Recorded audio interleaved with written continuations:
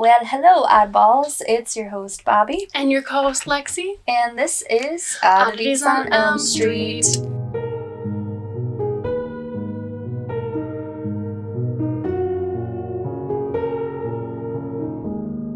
Welcome back for episode 34. Was that my dog? Yeah, she's quite dramatic. 34! I did not tell you this, but we have reached 50,000 streams. What the fuck? So, thank you to all you guys. What did we do last week? The Reddit? Yeah.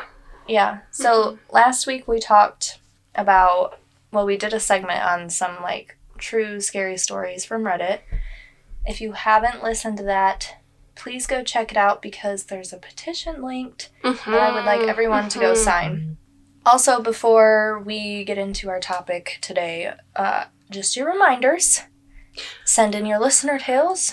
For the love of God. listenertales@gmail.com. We're so close to having enough to be able to do a full episode. But I was thinking, though, we could just do a bonus episode as well. Because we're just reading them.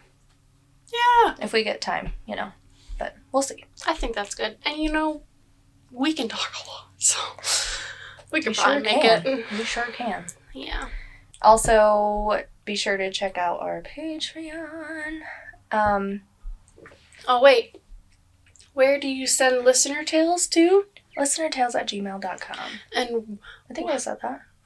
I don't know. Just if I forgot, people probably also forgot. Yeah, you're right.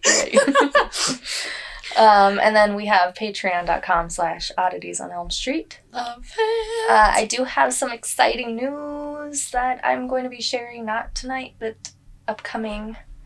So make sure to stay tuned for that. I don't even fucking... I've had a project in the works, man. Oh, that one. Okay. Yeah. Okay. Yeah. Okay, let's do our morbid tidbit. Mm-hmm. Do you know what a deepfake is? Mm-mm. So, it's like a picture of someone that's altered digitally so that it looks like someone else. All right? So, I see this a lot with, celebrities. You can take a celebrity's face and paste it onto somebody else's body, which is a really scary concept if you think about it. Because they're very, very believable. So, I came across these people making AI-generated deepfakes of child murder victims and then sharing them around TikTok explaining how they were killed. Okay? So, obviously, this is fucked up, and... and they're approaching it as, hey, y'all, this is real, or was it... Well, they're using these... generated right, children. But were they, trying to pull it off as... No, just to tell the story about what happened. And I'll share an example. But the families of these victims are coming across these videos of their dead children, right? So they're seeing videos that look like their child with the gruesome details of what happened to them. And they're being re-victimized all over again. So one of these videos... shows a little girl, and this is what it says. My grandmother put my little body in the oven. Okay. This one specifically is about a little girl named Royalty Marie Floyd, who was stabbed and cooked in an oven by her grandmother when she was 20 months old. So then imagine you're this child's mother. That's real? That happened? Yes, that actually happened. But they're taking the image of this child, having the child is saying this. They're telling their story. They're telling their story. Yes. So imagine you're this child's mother and you come across that video. How fucked up is that? It's so messed up. Whoever thought that was a good idea, we need a conversation. Because, oh my God. Yeah. Let's not do that. It's not okay. It really isn't. So for today's episode, we're going to talk about the Skinwalker Ranch. Wow. This is a great topic if you're like me and you think that there are just some things that you can't explain, you know? Like things in life that are too far beyond our understanding. Mm-hmm. This is one of those things, for sure. Because the Skinwalker Ranch is known to be a huge hotspot for paranormal activity. The reason why it's called the Skinwalker Ranch specifically is because the Indigenous people in the surrounding areas believe that the ranch was built where skinwalkers are known to roam. That doesn't sound like a very great place to settle. You know, let's just build a ranch right here. And it's where the skinwalkers roam. I just want to also say, I feel like some people take it so seriously that they won't even say. Yeah. Oh, yeah. And I've heard that with like the Navajo tribe. They don't even say the word because they think it like invokes their presence. Right. It's like Voldemort. It's the same. Yeah, it's the same with the rake.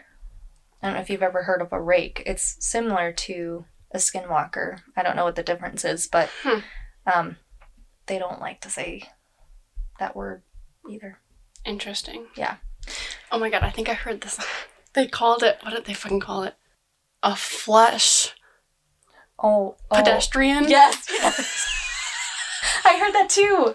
I can't remember. It was a podcast that I was listening to. Flesh pedestrian. I was like, that's good. We should steal it. Yeah, that was really funny. Okay, so what exactly is a skinwalker? I think that's where we should start. Yeah. Because not everybody knows.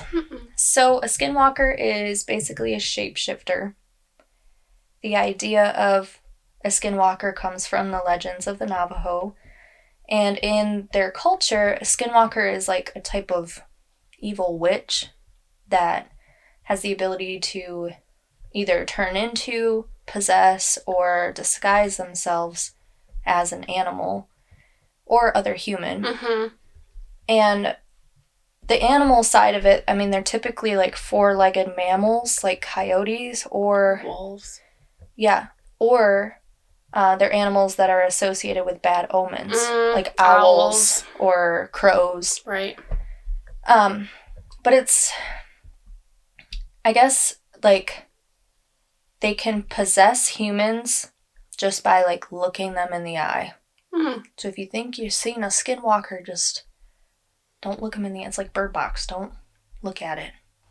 I've heard so many scary stories about these things, about, like, how they'll disguise themselves as, like, a baby crying or a woman, like, screaming for help in the middle of the forest. That is so scary. To get people out there to, like, lure them in and steal their souls. Yeah. So Skinwalker Ranch, like I said, it's known to the Native Americans as where the skinwalkers roamed. And what's interesting to me about Skinwalker Ranch is that it's actually been studied by science. Yeah, because you can't deny that weird shit happens there. Yeah, there's been enough that's happened there that they've said, okay, we need to go and check this out. Right. So that's very interesting. And the stories that they do have span back hundreds, if not thousands of years.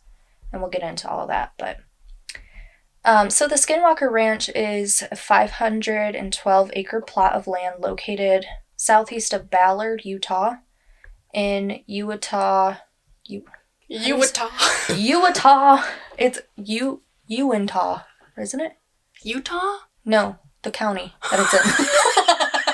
You thought I was trying to say Utah.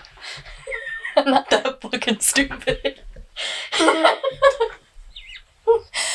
No, I think it's Uinta County is the name. Uinta I think Utah? It's Uinta. That's stupid. I know. I came up with this. So, the area where this is located actually has reports publicized dating back to the early 1900s. In 1911, strange noises were reported in a news article. Up until the 1970s, there were tons of UFO sightings being documented in the basin. But things really get interesting when the Sherman family takes over on the ranch. Yeah. Before they moved in, the ranch sat vacant for 7 years after the Myers family had moved out.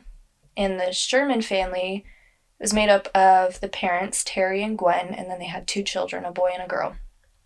I believe they bought the property in 92, but didn't move in until 94. So Terry was a professional rancher. He was good at his job. He knew how to ranch. Yeah, he had like a degree in animal husbandry, which I didn't know was a thing, but I guess it is, because he would breed his animals. And it's called husbandry, and he had a degree in it. That's how serious he was about this. Maybe I should get a degree. Find me a husband. So when they found the ranch and decided to make it their homestead, they were surprised to find that all of the windows and doors had been deadbolted. Nice. Not just the exterior doors, like they're trying to prevent someone from breaking in, but they had deadbolts on the interior rooms too, like leading to bedrooms and stuff. And even cupboards, which is strange. Yeah. Another interesting thing is that on the deed, or like the contract, whatever, it stated that they weren't allowed to dig on the property. Which is like... That's not a normal thing. So when the Shermans decided to purchase the ranch, it would take months to restore the home to the point where it was actually livable. And while these renovations were taking place, Terry would find huge perfect circles indented into the field by their house. And at first he didn't think much of it, but like hindsight's 20/20, right? So they finally get all of the renovations complete. They're ready to move into the ranch. They bring their livestock and their dogs with them. And this is when the events that were happening on the ranch had started to kind of come back into the public eye, because the Sherman family was the first to move in that had openly talked about the strange occurrences that happened on Skinwalker Ranch. And I think most of that was just out of desperation to like get rid of the house. They had only lived there for 18 months, and they're like, yeah, I'm good. But before Terry left the property, these are just some of the things that he reported. One of the things that they experienced the most was cattle mutilation. I cannot with that. It sounds... Did you Yes. Did you hear the details? I did. It's it's like, what the fuck is happening? It doesn't make any sense, and it's so horrific. Yeah. And what can do that? And like, why? Yeah. And we're talking about a very big, vast piece of land. I think at first he thought maybe somebody was messing with him. Maybe these teenagers are like coming on the property and doing whatever. But the fact that it just kept happening over and over again, and like, you can't... How do you explain that? You know? You can't. And what's terrifying about the cattle mutilations is that they were happening in broad daylight. Because it's like 1 minute the family would see the cow, the next minute it's laying dead in the field. And they had no idea. Right. It's not like they heard or saw anything. Yeah. And they were also described as being surgically precise. Which is weird. So it's not just somebody going out there and hacking at a cow with a machete or whatever the fuck you would use. No, but it's like, how do you do that? And there's not like a lot of blood around either. Like, it's right. It's just, So strange. So one report said that a cow's spinal column had been severed. Another said that the head was cleanly removed. And the cows had their blood drained, and there was no blood anywhere at the scene. There were also other bizarre details to these. One of them had a hole cut in the center of its eyeball. No, but was otherwise completely untouched. Another that had literally just been seen 5 minutes prior was found dead at the edge of the field. It had the same incision as the first cow that I just talked about, but it also had a 6-inch hole carved out of its rectum that was 18 inches deep. But again, there's no blood around its body, and around the cow, they noticed broken branches and like trees that looked like they had been sliced clean, like the tops were sliced clean off. So upon finding these mutilated cows, the Shermans would often report a strange chemical smell that was lingering around them. And these were not just a rare occurrence. They actually had about 25% of their herd that was lost due to whatever was being done to them. Some cows disappeared entirely, with like hoof prints that would just suddenly stop right in its path, almost like it was just lifted up into the sky. And with the tops of those trees being sliced clean, Terry was very quick to come to a conclusion. He started to notice a pattern when he started seeing these floating lights in the sky, and then the mutilated cows are left. He kind of figured that the two were associated.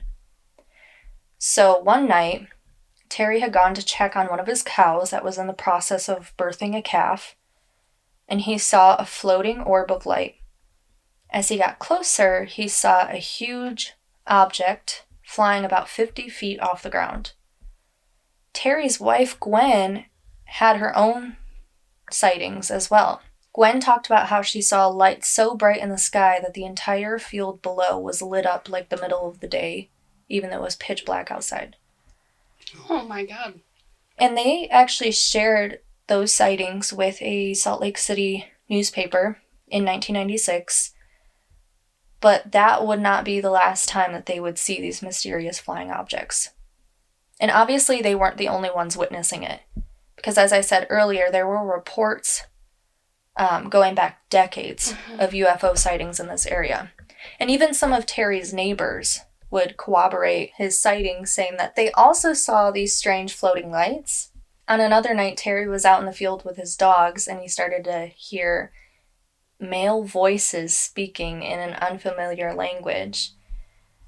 And it was obvious that he wasn't the only one who heard it, because his dogs started to go crazy, and they were barking as if they were threatened. But Terry said that these voices seemed to be speaking 25 feet in the air above him.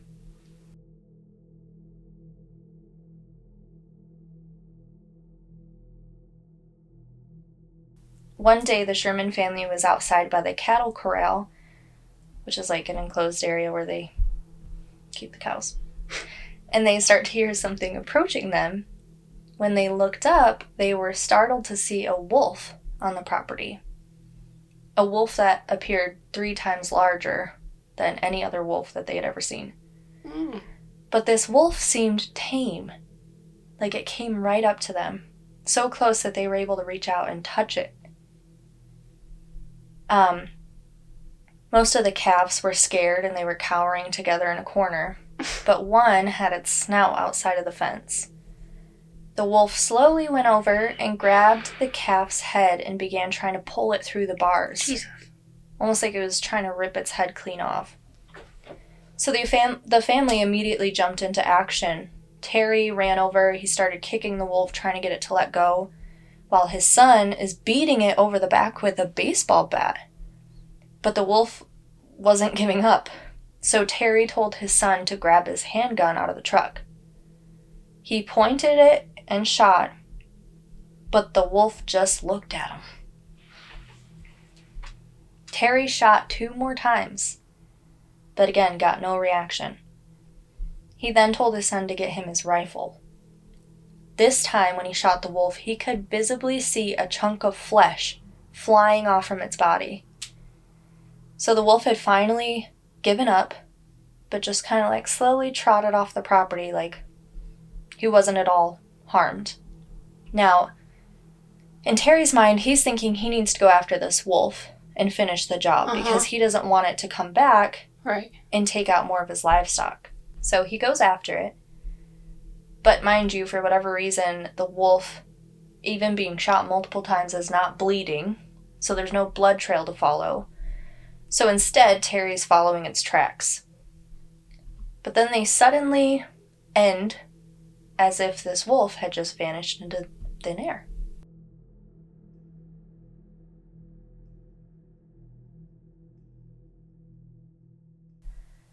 What's even more strange about this entire story is that wolves aren't even native to this area.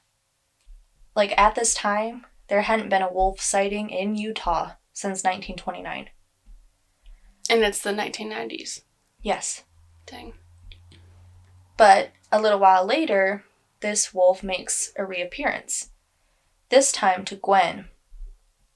She's driving her car when she spots it. She said that this wolf was so big that it had to bend down to breathe on her driver's side window. Which, I forgot to mention, when they found that chunk of flesh that they had shot off the wolf, they said that it smelled like it was decomposing. Very strange. So this time when the wolf appears to Gwen, it's not alone. In the distance, she described seeing an unusually large black dog with a head way too big for its body. Now it's the spring of 1996, and the Sherman family has decided to leave. This is the event that led up to that decision. Terry was out one night walking on the property with his 3 dogs when he spotted a blue orb darting across the sky. This wasn't anything new to him, and just to see what would happen, he told his dogs to go get it. So his dogs ran off into the brush, and before long, Terry heard yelping. He called the dogs, but they never came back. So the following day, Terry went back out to look for them. Upon searching in the brush, he didn't find his dogs. Instead, all that was left behind were 3 slimy piles of ash on the scorched ground. I don't like that.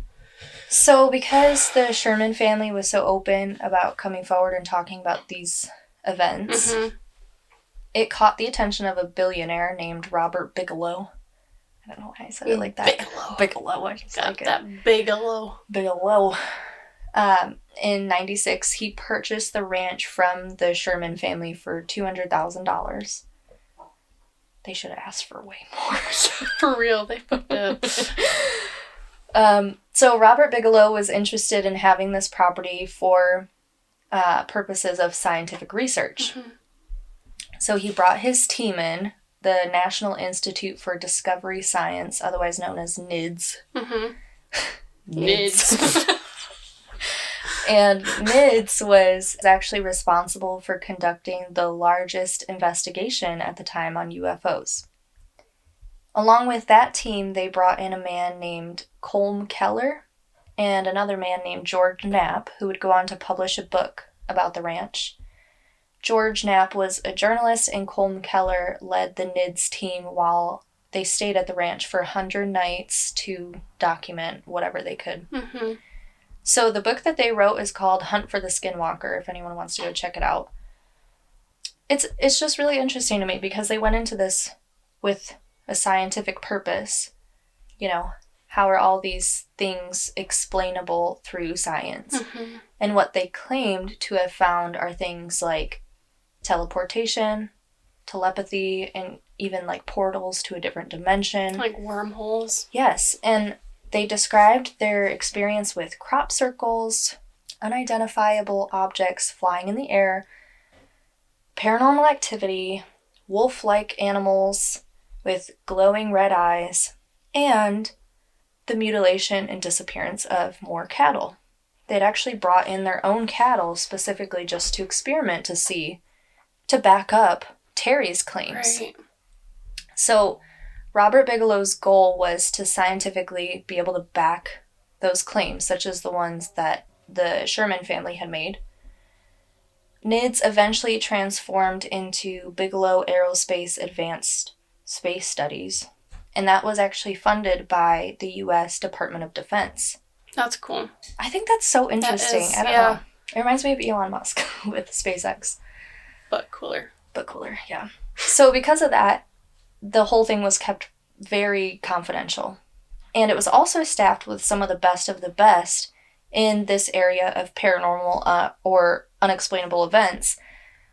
And what's more interesting is that many of those who were staffed refused to ever step foot on Skinwalker Ranch ever again. I just want to know. I just want to know more. It's like Area 51. The mystery behind it, like...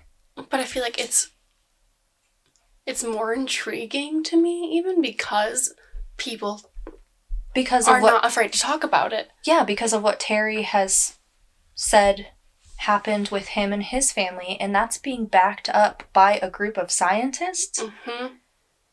It's just so crazy. So, one of the people that refused to go back to Skinwalker Ranch was named Thomas Winterton. He was tasked with creating new dirt roads to try and make the property more accessible. Mm-hmm. But remember, there's this clause that you should never dig on the property. Now, obviously, his job would kind of force him to do that. So it was from the Myers to the Shermans saying you can't dig. But there's no explanation of why it's a bad idea to dig on the property. But then that was like grandfathered into the rules when the Shermans sold it? I don't know. I don't know if that's something that they had told Robert Bigelow when he purchased it. So, to me, I don't know if this person that is tasked of doing the roads even knows that it's a bad idea to do this, right? But he said that from the moment he stepped onto the property, he felt a wave of dread come over him. And a few days into his work, digging on the property, he noticed a mysterious bump forming on his head. Obviously, there's no way to prove that this is directly related to the ranch, but one of the more credible theories actually mentions radiation as a culprit of this. Because the land has random spikes of radiation and is known for having strong electromagnetic fields. So they think that that might have a direct connection with the ground, which is why it's not very smart to dig there. Makes sense. Yeah. But in 2016, Robert Bigelow sold the ranch to a company called Adamantium Real Estate LLC. It's still in their possession. It's not entirely known what they plan on doing with the property, but Robert Bigelow only agreed to sell it with the promise that the new owner would continue to look into the strange phenomena happening there. Interesting. But shortly after it changed ownership, metal gates and barbed wire fences went up, surveillance cameras were installed, and no trespassing signs warned people to stay off the property, and not much has been revealed since. The owner did come out to say that they've collected tons of data, footage, and just an incredible amount of mysterious things. The plan is to eventually submit these findings in order to be verified and somehow proven by science. But until then, obviously, there's still a lot left unexplained. So yeah, that's what we know about Skinwalker Ranch. Hopefully one day science will give us the answer to everything. Yeah, it's just weird, and I feel like it reminds me of in the Veronica movie when it's like one of the first times where police are like, hey, I've reported paranormal. Right. It's like officials being like, yeah, this is. That's why I think this is really cool. Yeah. It's because it's not just stories that people are telling and based in the Navajo culture. It's like these stories that have been passed down for generations and generations. Like, to find that actually has some standing even today in very 2023 it's wild to think about. And to think about the stuff that we don't even... We can't comprehend. We can't... Yeah, exactly. Like, it just blows my mind. So, yeah, that's all we have for today. I hope everyone enjoyed this episode. It was my topic. No way. If it wasn't obvious already. But yeah, so I hope everyone has a great week. And remember to always keep it spooky.